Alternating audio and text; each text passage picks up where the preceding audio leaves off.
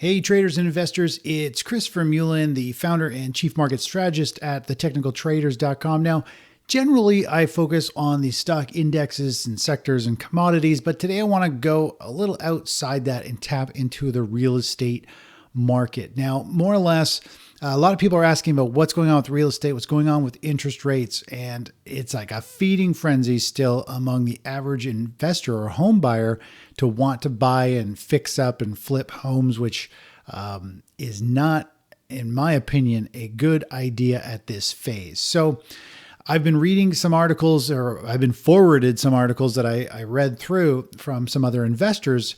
And one of them was just showing charts about how strong the housing market is, how it is on cruise control, autopilot, and there's never been a better time to get into real estate. It is very, very strong, and they're all bullish on real estate. And that's how the majority of investors, I think, individuals feel who aren't involved in understanding the stock market and the economic cycles. Now, before I get into some really interesting real estate charts, I just want to recap kind of how I look at the markets, how the markets move, how to view them from a very rational, logical kind of strategy point of view. Now, Stan Weinstein taught in his book, he created the market has 4 strategies. And more or less, stage 1 is, I've colored it red here because it's not a favorable time to use active investment capital. It's usually flatlining, choppy, very difficult. Stage 2 is a bull market phase. Stage 3, which is what the stock market and the real estate market is in now, is a big struggle, very volatile, all over the place. And then stage 4 is a massive decline. And of course, it's green because there's a lot of money to be made in falling prices and a lot to be made at the start of a new bull market after this has taken place. The key is either growing your capital on the way down or at least preserving it so that you have your wealth to reinvest when things get really good. Now, just to give you a perspective of, let me show you a couple really interesting charts here. So here's the first chart. This was posted on wolfstreet.com. The article goes on talking about how good real estate is and really kind of getting everybody all excited to get into real estate. So this is MultiFamily Starts. And I should mention MultiFamily is buildings that have 5 units or more. So it can be a small apartment building or big apartment building, anything beyond 5. 5 and up is considered kind of multifamily, kind of commercial sizing. And what's going on here? This is the number of starts. And if you notice, we are skyrocketing. We're at the highest levels we've seen since 1986 in terms of how many new buildings are getting started for multifamily. And typically everything has these big moves to the upside and recoil. The real estate market is very seasonal. In the spring, which is where this is here, the May is a very big move up in the real estate market in general because winter has just finished in a lot of North America and now the ground is thawing. You can build and do all that stuff. So there's always a big surge. But what's interesting here is we got this huge spike. And typically when multifamily spikes really big, then we usually see a multi-year pullback in price. We saw this happen back in 2008. We saw it actually, believe it or not, it was already when the stock market had already sold off a lot and was struggling in a very big way. The market was down dramatically. Stocks were.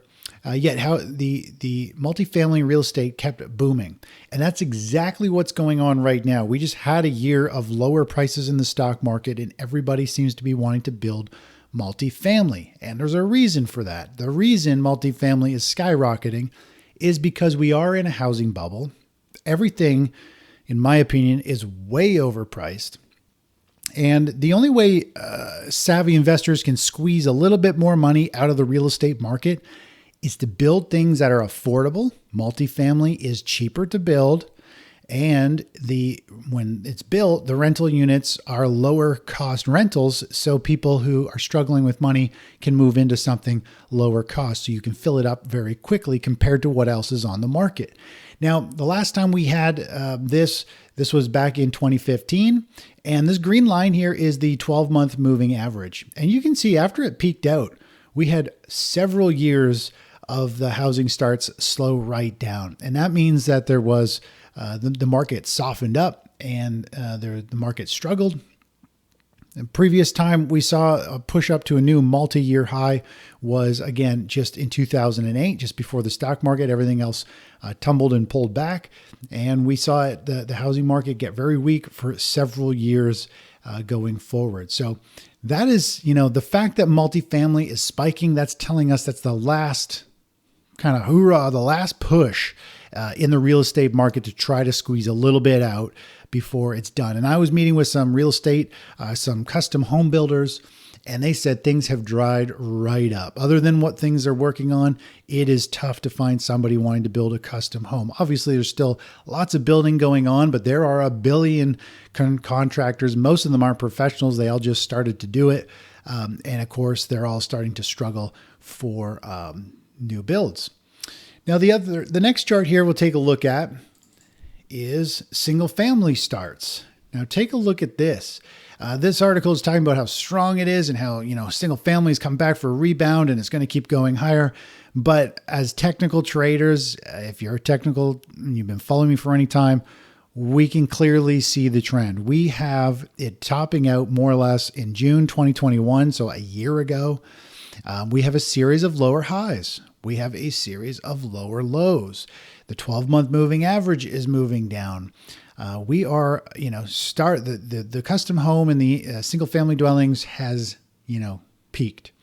It is in a downtrend. The last time we saw this was back over here with the 2007. We saw 2006. We saw housing peak out then, and it started to weaken. And of course, everybody moved to multifamily after that because single family dwellings were becoming difficult to make any money.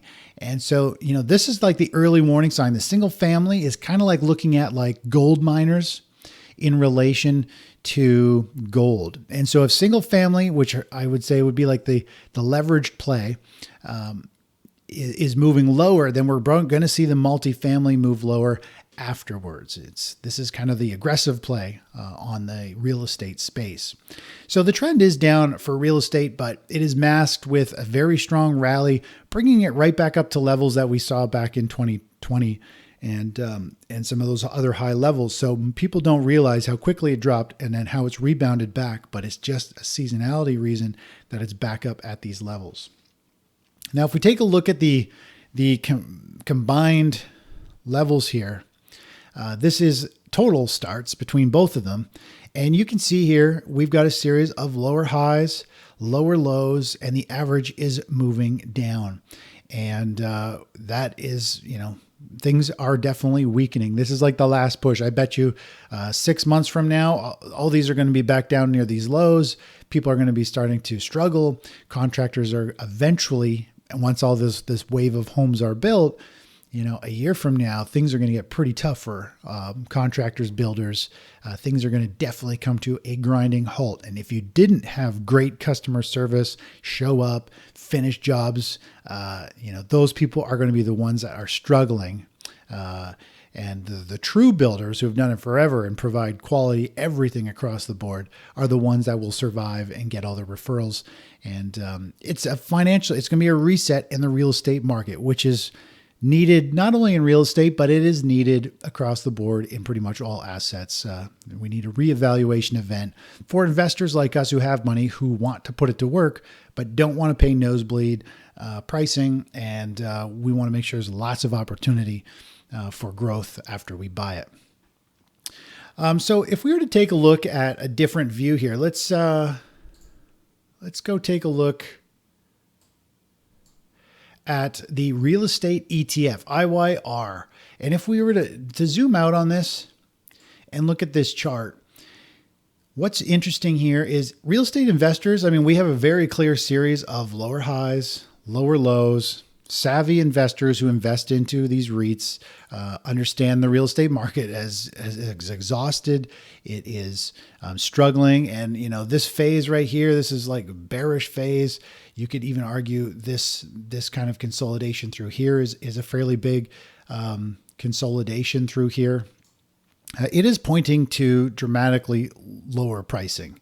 And we're not seeing this real estate, the REITs, really bounce and take off. And this is because real estate investors, savvy ones who are investing in these type of ETFs, they don't see a bright future in real estate. They actually see it continuing to go down, which is why every time there's a rally, it quickly gets sold back into, and people are unloading their shares in these REITs because it's much better to buy something like this when it's 20, 30% lower easily and pick up the same dividends, which will be a much higher dividend value at that point. So if we were to quickly just flip and take a look at what the average investor is doing, for example, home builders is rocketing higher in this exact same time frame. And this is because home builders are more so investors in stocks. They are speculators. They more so chase shiny objects and trade on emotions. And we're in kind of FOMO phase. People are just piling into the housing, the building space, thinking that things are really, really good. And so this is, it's a great play right now. I'm not saying it's not a good play, but I'm saying this is what the average investor is doing. People and are buying these stocks, and people buying homes right now don't realize they're buying literally at a peak. May, June this year is like going to be that last peak, I think, before we see a much bigger drop, and it'll go down very quickly from here. So this is what the average investor and real estate home buyer is thinking and feeling, that it's back off to the races and it's just going to keep going up, and that the correction was over in 2022 for real estate. Now, if we go back and look at the real estate IYR and we zoom back to the 2008, take a look at this.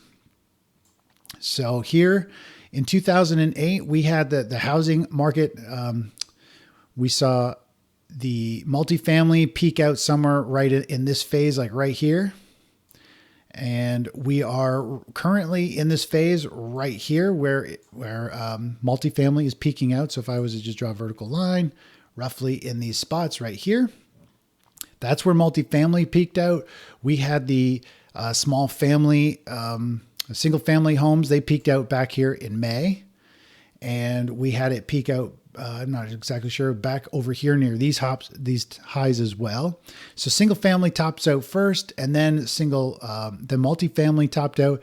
And just look at this price action. Let's just clear this off a bit and take a look at this price action. So real estate came down, traded in this big range, got in this tight little side channel right through here before it went into the stage 4 swan dive with the rest of the economy, really. Well, here we got the same thing. Massive sell-off. It is chopping in this big sideways range. We got this tight consolidation, just like we saw in 2008 right here. And it is kind of on this line that if this breaks, it is going dramatically lower, and who knows where the bottom will be in real estate. So real estate investors in these REITs, I think, see, blood in the streets, and it's not the place to be. I think real estate investment funds are great after a full-on massive flush out because they pay great dividends, especially if you get into self-storage ones. There are going to be some amazing opportunities for anyone to be able to dabble and get into the real estate market without having to buy an individual house and pay. All these purple lines across the bottom are all the dividends. You get paid monthly or quarterly, however it is. But that's kind of the real estate market in a nutshell of where I think we are and what you need to be prepared for. It doesn't mean I am not selling any of my real estate. I never bought them up near the peak. I bought them years ago and slowly improve on them. But this is the opportunity we want, is a reset. And then the capital we have, we can redeploy into real estate, into stocks, into REITs, into whatever you want during the next major bull market that could last 5, 10 plus years and pay massive dividends and make for one hell of a good retirement lifestyle, having way more money than you can even spend. You can't even keep up with the interest. Literally, you start just going out and helping the world, giving money away. That has been my plan, and I already do a lot of charity work and giveaway. And this is how we can do it, by avoiding the collapses, profiting from them in some cases with our strategies. For example, if I go back to our services here, my strategy, if I go to our consistent growth strategy, which focuses on investing in individual assets like the stock market, the bond market, currencies. We can play these big moves in the market. In fact, every few months, we end up hitting a new all-time high. We just moved some of our position out of the NASDAQ, the QQQ. We closed our account at an all-time high yet again. The average investor is still down about 15%, and we're positive a few percent. So we've got about a 17, 18% outperformance of the average investor just in the past couple of years. We're constantly seeing our wealth hit new levels, and we don't really get destroyed by the 2002 correction in bonds and stocks and all those things. And long term, I mean, this is the reason I call it the consistent growth strategy, is because it's consistent. We're either in an asset that's rising, or we're sitting in cash waiting. In an asset rising, or sitting in cash waiting. And that's the big benefit of using technical analysis like I just showed you with real estate. It works across the board on any asset class. And if you understand and are patient and not looking to make, $5 million in 2 years with a $30,000 account, which so many, other people claim you can do. If you actually have a logical, reasonable expectations of the market, you can make a fortune being consistent and investing and only holding in stuff that is rising. If it's falling, you're in cash, or you're playing something that rises while the rest of the markets are falling. Anyways, I'm Christopher Mullen from the technicaltraders.com, and hopefully you found that interesting and useful. Leave some comments below of what you'd like me to do in a video next. Take care. Bye-bye.